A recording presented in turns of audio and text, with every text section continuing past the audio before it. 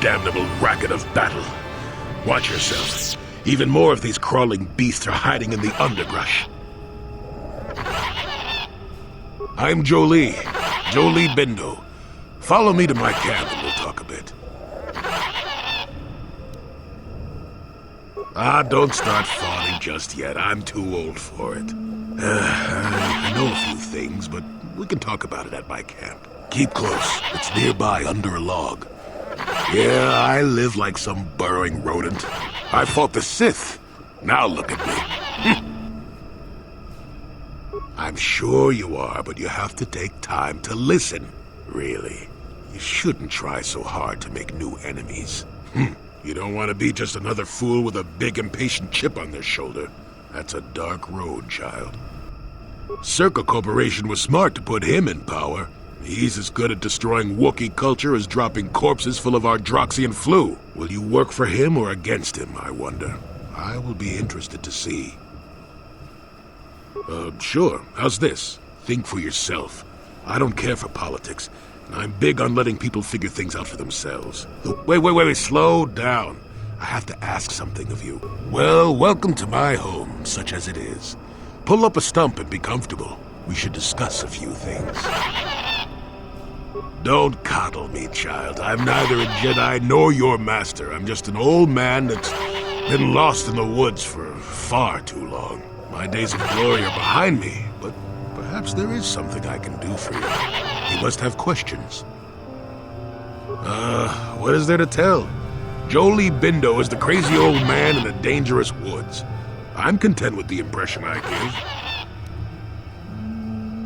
Did I? You have annoyingly good ears. Well, it doesn't matter. Those days are gone. Leave them in their graves. I've seen my share of the dark and the light. And frankly, both extremes annoy me. Of course, I have felt rumblings of change.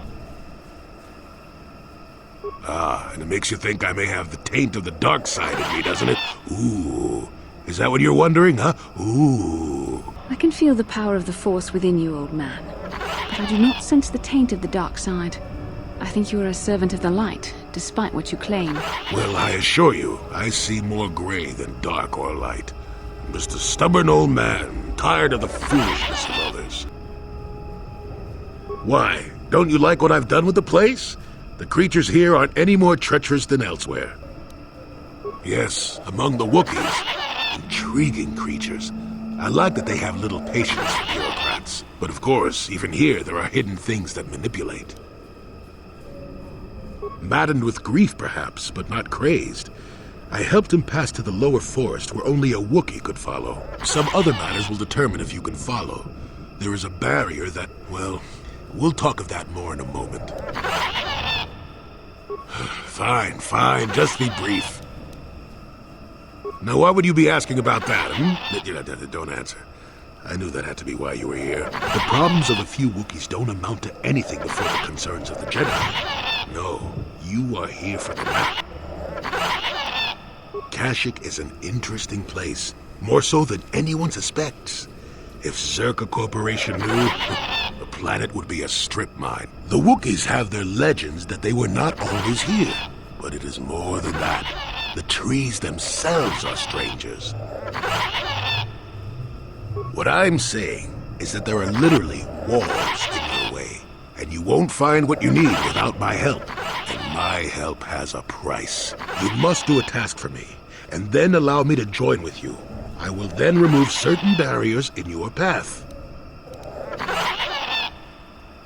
Since they began expanding in the Shadowlands, the Circa have left me alone for the most part. Until recently, anyway. A group of them set up camp not far from here. Poachers is all they are. I'd like them removed from this place. They don't respect this place. They're butchering wildlife and threatening entire species. It's getting under my skin. The Wookiees could take care of themselves if they wished, but the animals are truly helpless victims. Yes, I'm an old man that's getting fussy. Call me foolish if you will, I don't care, you still have to do it. Their camp is in the far northeast. Now remember, if I wanted them dead, I'd have done it myself. Find a better way. They are not that far northeast of here. There's usually 5 in the area, as far as I can see. The captain of the lot is the one that earned my ire. Mishandle my garden, Willie.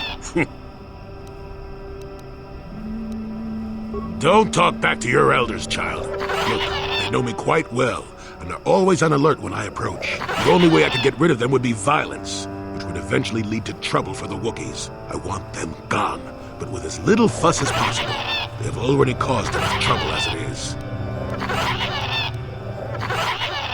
You presumably have a ship.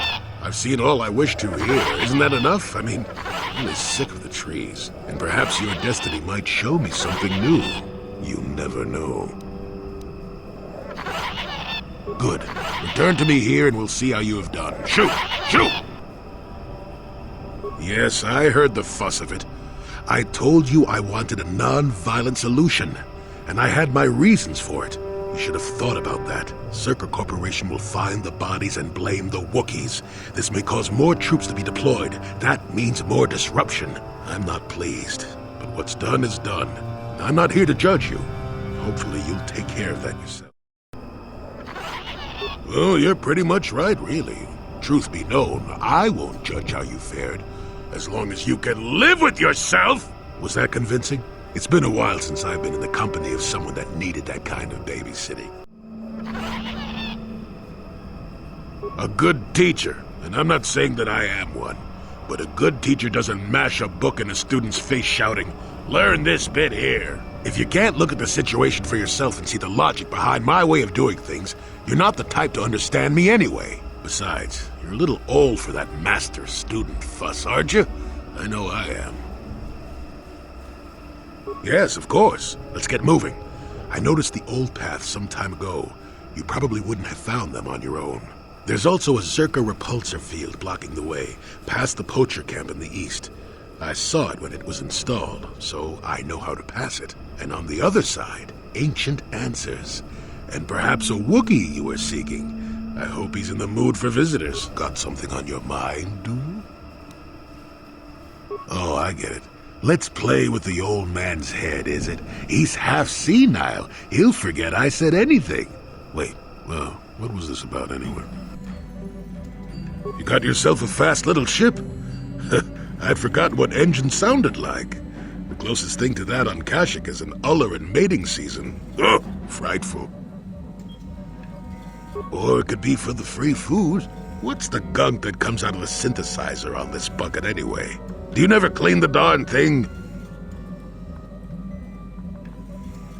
I'm old, damn it. I'm allowed to be enigmatic when I want to be. And don't you go telling me otherwise. You know, you remind me of someone else I knew ages ago. Pleasant enough fellow, great destiny, all of that. Breath like a bantha. No, but it could be. An Anduvian salt tablet would clear that right up, you know. Anyway, where was I? Oh, yes, Andor Vex was his name. The Force swirled around him like a hurricane. That's how great his destiny was. No, you wouldn't have. Sometimes swirling force is just swirling force. It gets us old Jedis excited at our age, so we go, ooh, destiny. Well, it turned out that poor Andor believed a wee bit too much in the infallibility of that destiny. That overconfidence turned out to be his downfall. I don't know. Are you overconfident? I hadn't noticed. Even if I had, I would never comment on it. We're talking about Andor, remember? Let's see. Oh yes, Andor's downfall. I was pretty young myself when it happened. At the time, I thought that Andor's destiny couldn't be more boring. Well, let's just say that I was a strapping young lad with a full head of hair, and Coruscant was a small town with a well. I was just about to abandon Andor to whatever the Force intended for him when his ship was overtaken by a Dimian warship. Now, you've probably never heard of the Dimians, but at the time they were a nasty lot led by a nastier overlord named Krat. Tall fellow, big teeth. Krat has us hauled onto the bridge of his ship for questioning, and that's when I knew that Andor's destiny was at hand. Of course he did. Haven't you been listening? It was not in the way you'd probably expect, though. Well, Andor decides that his destiny makes him invulnerable and starts making all sorts of demands. Free me now. I'm not answering questions. Blah, blah, blah. Don't you know who I am? Yeah. Krat decides he's had enough and begins crushing Andor's neck. I told the boy he should have kept his mouth shut. I think he agreed, too, or those could have just been gurgling noises. Well, anyway. Finally, Krat has enough of Andor and tosses him aside into this giant energy intake shaft. Andor gets sucked in and starts bouncing around, screaming. Maybe Andor hit something sensitive on the way down, or just didn't agree with the reactor core. Next thing I know, all the ship's alarms are ringing. Everyone panics, and I run, barely making it to the ship in time before the explosion. Krat dies horribly, and the Dimians never quite recovered. Changed the political course of the entire sector for centuries to come. I'd call that quite a destiny, wouldn't you? Well, hey, the chances may not be great, but when one has the opportunity to see something like that twice in a lifetime... Anyway, go on. My throat is dry and you're making me cranky. Shoo, got something on your mind, do you? No, I never did I? Elusive? Me elusive? Obviously, you've never tried to grab a Twi'lek dancing girl after drinking too much Onderan Willick juice. At any rate, I already told you why I wanted to leave. I'd seen everything I wanted to on Kashyyyk. Time to go. Time to move on. The hermit says he's tired of living alone in the giant forest, and you find that hard to believe. How cynical are you? How many kilometer-high trees can you find an interest in before you figure you've had enough?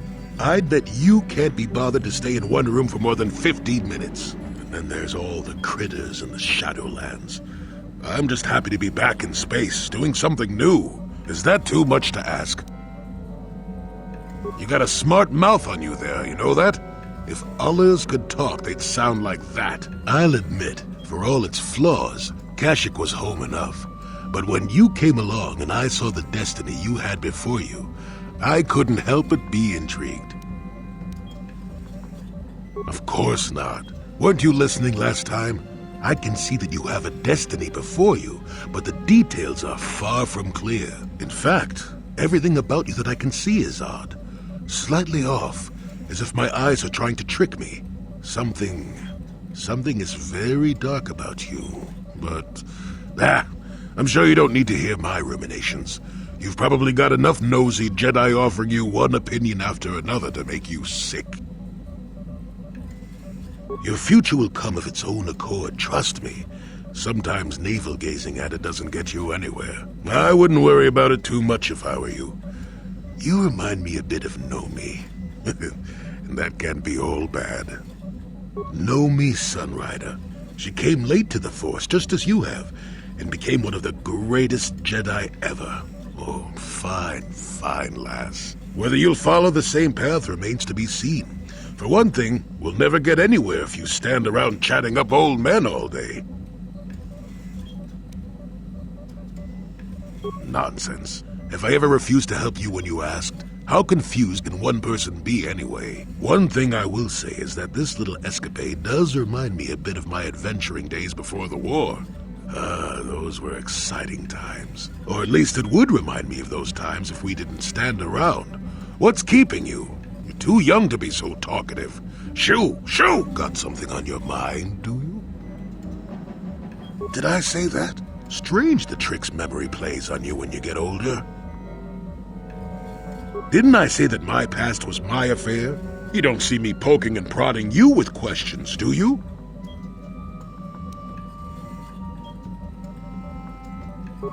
I might be, but a mouthy young thing like yourself shouldn't get to call me an old coot, damn it. And besides, you don't really want to hear about me. We're talking ancient history, probably before you were born. History bores kids. Proven fact. Oh, fine. Have it your way. Just don't cry about it later. Yes, I was an adventurer. Happy now? I wasn't even done with my Jedi training back then. I had a full head of hair and an eagerness to see absolutely everything. Sound familiar? The council was never happy with willful, brash Jolee Bindo, you see. Even less so when I began my smuggling career.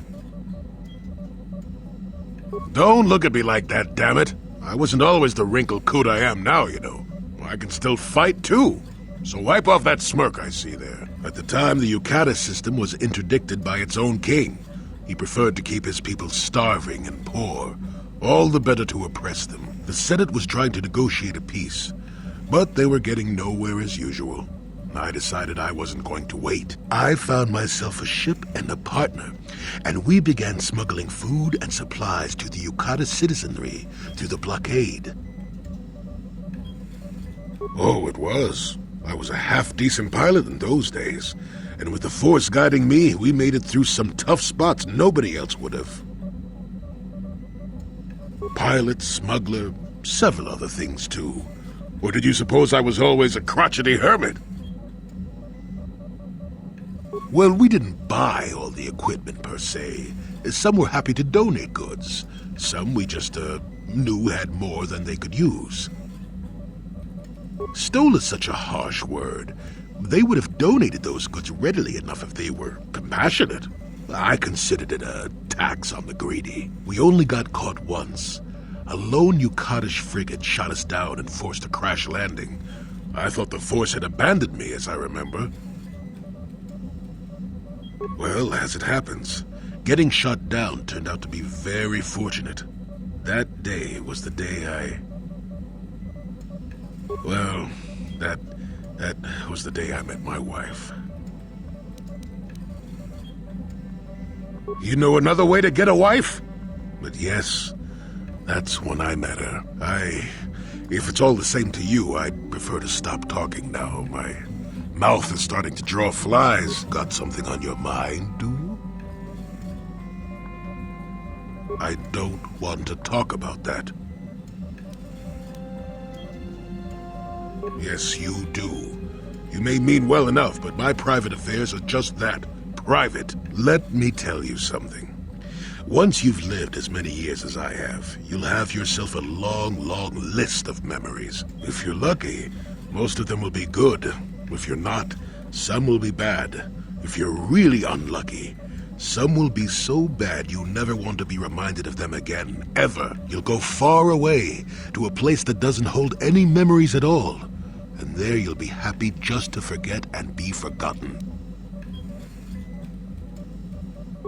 Partly, maybe. I doubt I could ever explain it to you fully, even if I wanted to. Let me ask you this. Have you ever been in love? Truly in love, I mean, and not simple infatuation. Exactly. You're still at the beginning of your life. There will be women in your life, perhaps many women. But if you're fortunate, you'll find love once. The Jedi, with their damnable sense of over-caution, would tell you love is something to avoid. Thankfully, anyone who's even partially alive knows that's not true. Love doesn't lead to the dark side. Passion can lead to rage and fear, and can be controlled. But passion is not the same thing as love. Controlling your passions while being in love, that's what they should teach you to beware. But love itself will save you, not condemn you. Listen to me go on as if I had all the answers. What do I know of love anymore? I'm just a lonely old man who's not even a Jedi.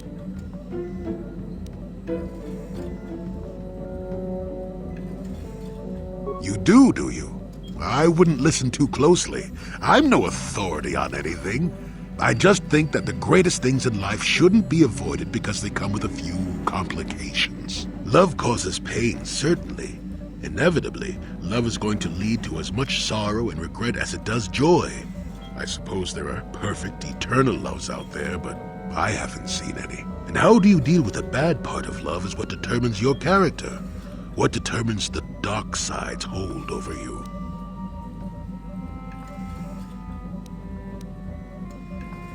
I suppose it could. It would take a strong person to make that kind of commitment, I think. Someone with a great sense of self. I'll tell you one thing. Sometimes, no matter how hard you try, you and the one you love simply aren't meant to be together. The trick is to know when that is. to know when it's time to fight and when it's time to part ways. There I go, waxing philosophical again. Somebody blast me already. Let's get going before I start talking in riddles, damn it. What about me? I already knew who you were, though it wasn't my place to tell you. Better off that you know, if you ask me. Does it change anything? I'm not here to judge you. You'll do what you have to do, and I'll help if I can. Got something on your mind, do you? Who said I left the Jedi?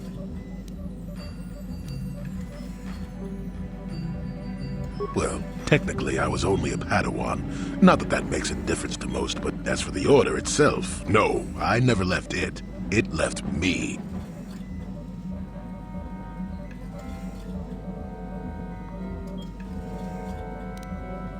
Something wrong with your ears?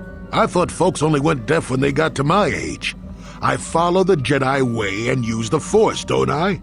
That makes me a Jedi last time I checked. But the Order itself, the Jedi Council and so forth, no. I'm not part of that and haven't been for a long time. And good riddance, I say.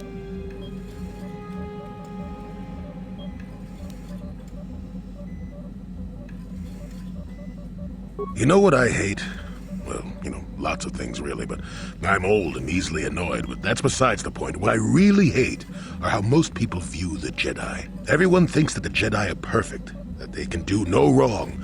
They think the Jedi Council is completely incapable of injustice.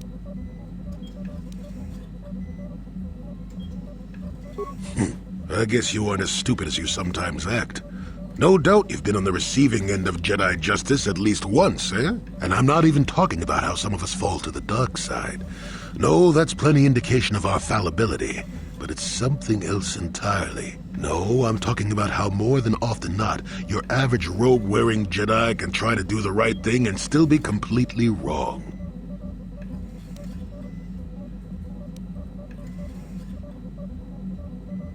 I suppose I'm not being very clear, am I? Come to think of it, I don't have to be clear. Someone my age is entitled to ramble, damn it. But for your sake, I'll try to explain. I'll tell you a little tale about a Jedi master I once knew. Hortath, I think. Or was it Hortoth? I could never get it straight. Where was I then? Oh yes, Master Hortath. He was a kindly old Jedi who meant well, but the most nearsighted thing in the Corps, I swear. He would walk into walls, knock over tables, mistake apprentices for rancor beasts, that sort of thing. And he was too proud to submit to proper treatment. Some used to counsel him in the urge to use the Force, Master Hortath. Allow the Force to see for you. But he refused to believe that his eyes were failing. He simply squinted more and more as the years went on, the other Jedi resignedly passing it off as the amusing quirk of a compassionate old man. So, one day a young Padawan meets Master Hortath in the courtyard and, not knowing of his blindness, asks him for directions to the council. Quite sure of himself, Hortath gave the lad directions, which happened to lead back outside and away from the Enclave. The Padawan is confused, naturally, and he asks if Master Hortath is sure, and of course Master Hortath says that he is. The Padawan suggests that perhaps he should ask someone else, but the proud Hortath now feels insulted. He tells the Padawan to take the route he prescribed and no other. Rather dejectedly, the Padawan did as he was told, and so ended up leaving the Jedi Order forever. It was decided that the boy's fate was to leave the Order anyway, though whether that was out of respect for Hortath or because the boy went on to something else, well, we'll never know.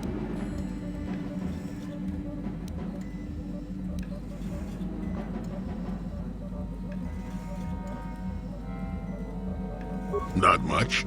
I never knew the Padawan nor met Master Hortath himself. He was before my time. The tale is about blindness, and I thought the point was clear. At any rate, you think about it. You're the one who asked why the Jedi left me, remember? Now let's get going. My feet are itching for a good run. Bad men. Women too, to be fair. Oh, indeed. They make a fine sandwich also. But don't tell the Jedi Council I said that. And just what gave you the impression that I know anything more about the Sith than you do? Oh, that's right. Damn the ears of the young. I was expecting you to be your usual inattentive self when I mentioned that. So it's true, yes. I fought plenty of Sith. That was during the time of Exar Kun. Oh, 40 years ago now. Has it been that long?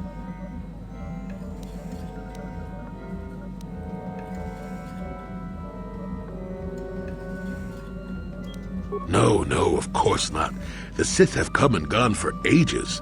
They were not called the Sith many thousands of years ago, perhaps, but the dark side was always present, without a doubt. Oh, sure, occasionally the light side comes close to vanquishing the dark, but the dark always returns. The fact that Exar Kun was defeated didn't mean the Sith would never return, as they obviously have now. Everyone knows that.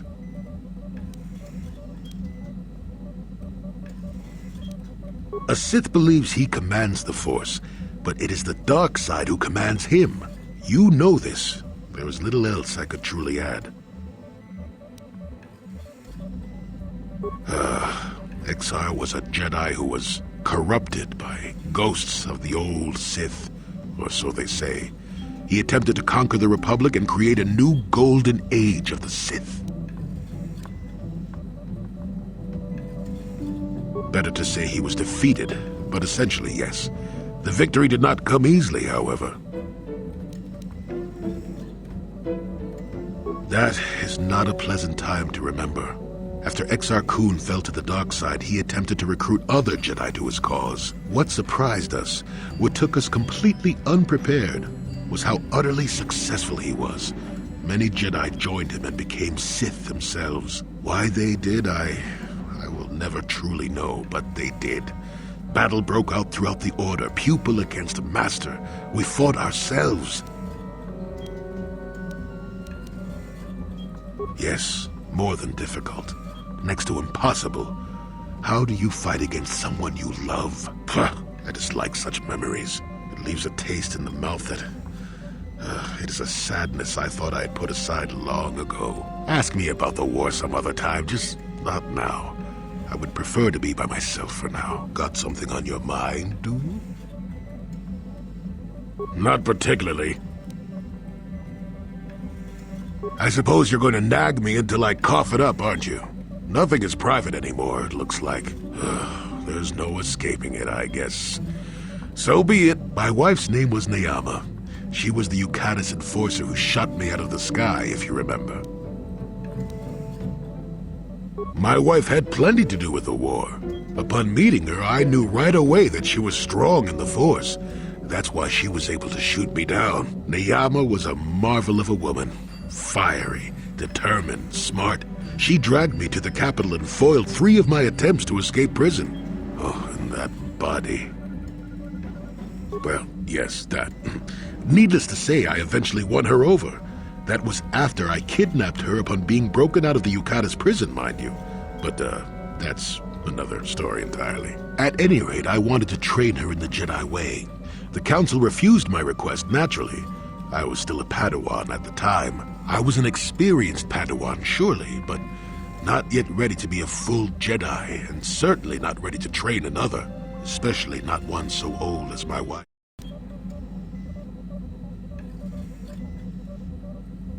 I did. I wasn't the first, and I won't be the last. The problem with self-righteous folk is they think they're more right than everyone else. I believed in her and trained her in secret. I ignored her willful nature. I loved her too much to see fault in her, and she loved me too. I know she did.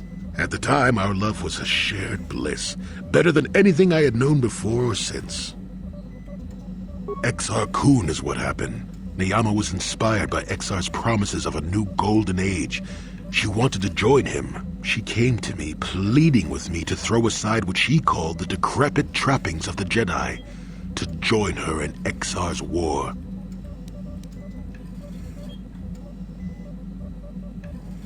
I hadn't thought so, not right then. I was too proud to believe that of her. I had trained her myself. I loved her. I pleaded with her to reconsider, to think about all that she was throwing away, to think about what she would become. She would have none of it. Finally, in frustration, she attacked me. She drew her lightsaber and attempted to strike me down. It was a scene being repeated everywhere throughout the galaxy. Pupil against master. In my case, it was a long and terrible battle, but I defeated her. No, I had her at my mercy, disarmed and defenseless. She looked up at me and she knew I couldn't do it. But I should have. Sometimes I convince myself otherwise, but it's no use. She had fallen to the dark side when she raised her saber against me, and I let her go. To my shame, she went on to kill many Jedi during the war, until she herself was slain in the final battle. I grieved for her death, inevitable as it was, even as the Jedi Council put me on trial for my actions once the war was over. I had trained Neyama against their wishes. I had failed to kill her when I had the chance, and she went on to kill others. Not to mention that I had remained a Padawan throughout the war. A formality, perhaps, but with the trial, it had to be decided if I was worthy to become a Jedi at all. It was a travesty, of course. I told you that even the Jedi were capable of great injustices, didn't I?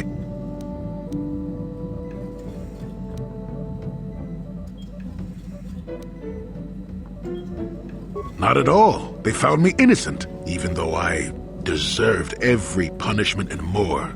They let me go. Mitigating circumstances, they said. I deserved compassion, they said. They said I had learned wisdom the hard way. For all I had done during the war, they wished to raise me to full Jedi status at long last. That was when the Jedi left me. That was when they failed me. For my pride? For my cowardice? Which do you think is the act more befitting a Jedi? They may have been able to forgive me. I could never forgive myself. Yes, I do, I suppose. Does that surprise you? It is all so long ago, lost in the winds, I suppose. Nobody cares what an old man believes anymore, do they? Let's continue on with the task at hand. I would prefer to think of the present today. Got something on your mind, do you? Oh, that was not until many years later, to tell the truth. I spent quite some time wandering the galaxy. Nothing so extravagant. I merely traveled from place to place. I don't even think I knew what I was searching for. It wasn't as if my travels were pleasant either. There were plenty of folks who distrusted the Jedi after the war, or worse. If people weren't treating me with suspicion, they were looking at me with greed. I don't know how many thought they could make use of me for their own ends. I got so sick of the treachery and deceit, I left the civilized parts of the galaxy and headed instead for the uncivilized parts. Actually, I was on my way somewhere else when I crash-landed on Kashyyyk. The ship I was using was a rust bucket. I'd taken some damage passing through an unexpected asteroid field, as I recall, but I wasn't completely without some systems. I could still guide her a bit when I crashed. It wasn't what I would call the smoothest landing, especially considering I ended up smack at the depths of the Shadowlands. But I lived. Sure, why not? It seemed like an interesting enough place to spend a couple of decades exploring. What do you know? I'd done enough wandering by that point, thank you very much. I felt at peace in the Shadowlands. That was a challenge at first. You've seen the kind of creatures that exist down there, and you miss the really big ones. I was still able to rely on the Force to keep me safe for the most part. The rest of the trick is keeping out of the way of most of the predators. No, that's true. Still, most of the creatures grew accustomed to me, and I to them.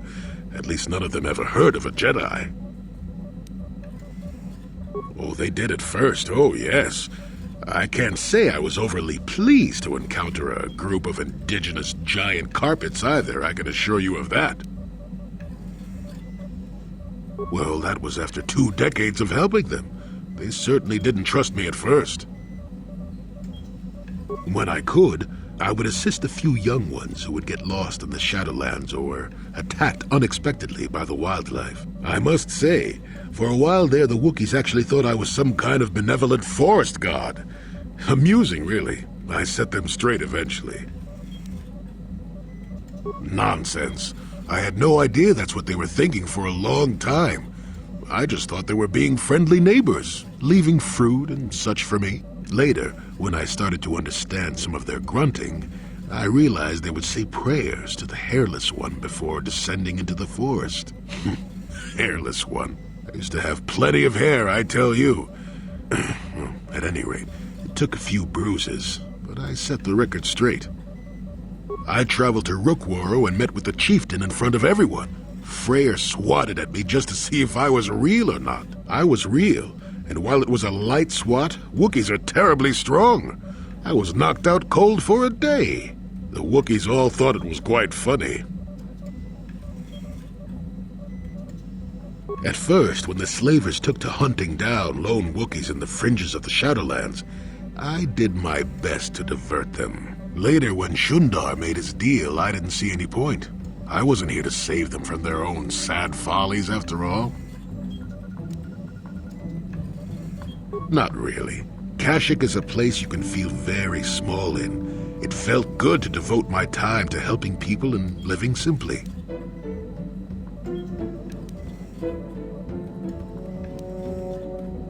What can I say? I did it all for the Wookiees. The Wookiees? Well, okay, maybe I needed some time on a quiet and remote planet, but if you ever need a friend, an incredibly strong hairball isn't a bad call. Why, thank you. You're not so bad yourself, all things considered. At any rate, we should be moving along, don't you think? If you sat around this long in the Shadowlands, attack would eat you. Got something on your mind, do you? Are we back to that again?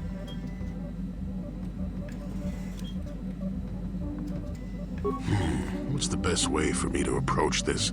Perhaps it's time for a little story. You just keep quiet there, you. I've had to put up with all your busybody questions, haven't I? Well, now you'll listen to a story, damn it. Now, where was I? Oh, yes, the story. You almost made me forget about it. Nice try, but I'm not that old just yet.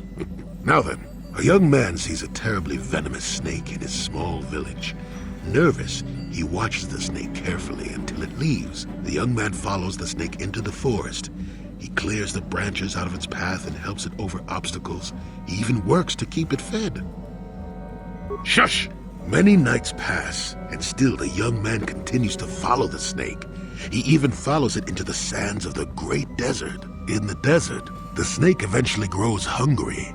It turns and bites the young man, its poison quickly working its way into his system. Finally, curious, the snake looks at the boy as he lays dying and asks, "Why were you foolish enough to follow me all the way out into the desert?" The boy looks back and replies, "Did I follow you? I thought I was leading you away from everyone else." And then he died. Well, now, that's what I wanted to see for myself. Well, then, let's hope you're not the young man either. I've told you before that you have a destiny before you. This does not mean, however, that your future is already written. They are not the same thing. You have the choice of which direction you take your destiny in. More than engine-sucking Andor, certainly. But even he had a choice. So far, you've chosen to take the lighter path. Can you stay that course, even through the challenges ahead? We'll have to wait and see. I'm not here to judge you or tell you which path to take. I'm here ready to offer you my help, should you ask for it. I do that because I think it's important. More important than remaining in my home and pretending the galaxy doesn't exist. That's why I'm here. I'm rather glad I came too, really. You're a fine young lad. I hope things turn out well for you. Now then, I've chatted enough for one lifetime. Let's get this show on the road, shall we?